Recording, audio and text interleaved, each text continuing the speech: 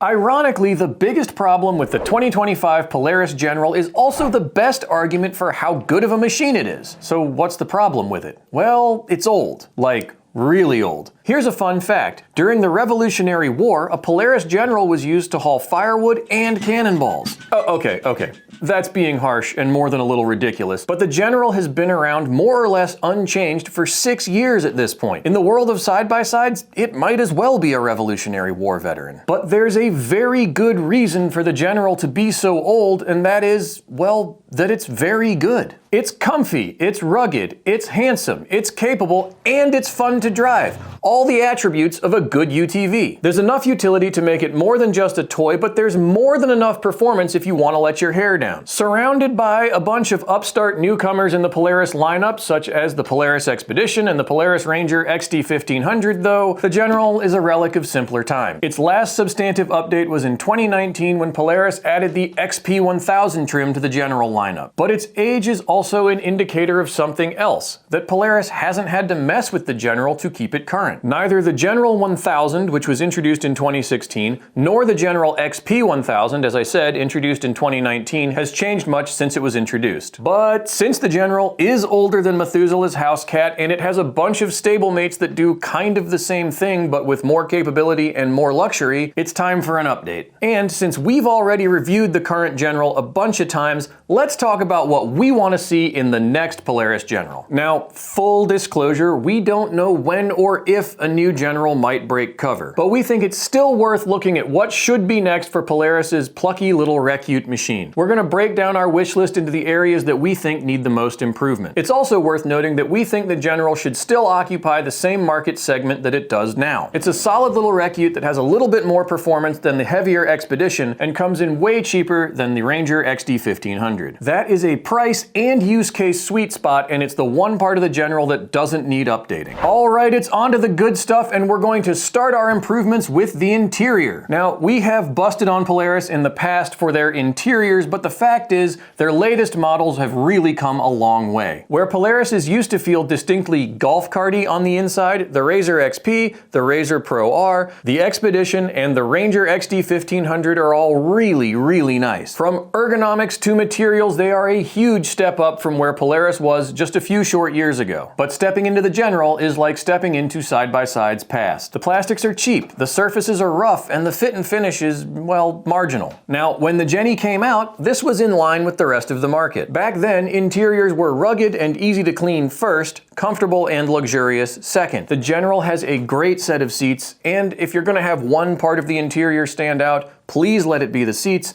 but the rest of it feels just kind of cheap and chintzy at this point. So whenever Polaris does get around to updating the General, we would love to see the seats, the dashboard, and the storage cubbies from the Expedition. The Exped is a huge step up in terms of ergonomic layout, comfort, storage, and materials, but it's still rugged and easy to hose out after a long drive in gross conditions. Adding the stereo and ride command from the Expedition to the General, that wouldn't hurt either. And that's really it for the interior. Like we said a minute ago, the General makes the most sense as an entry-level analog to the Expedition. Polaris doesn't sell an open cab Expedition this year, so if you want to go overlanding in a side-by-side for less than about 40 grand, the General is your answer. We think it should stay that way for the next generation General, so if Polaris wants to leave out the enclosed cab and AC, that's just fine with us. Let's move on from the interior to the outside. We'll start with the chassis. Now, the General actually rides on a pretty solid and sporty chassis, but if you drive it back to back with an Expedition or a Razor XP, it just kind of falls a little short. Now, compared to those machines, the General's handling is a little bit more nervous, and it does feel a little less stable over uneven ground. The ride and handling smooth out when you pick up the pace, but it still feels overmatched compared to the newer stuff. And since the General is a recreation utility machine, we think it would be a great idea to take the Fox shocks from the new Razor XP to replace the now outdated Walker Evans needle shocks. And for the frame itself, we think some combination of the Expedition's ruggedness and ability to carry a load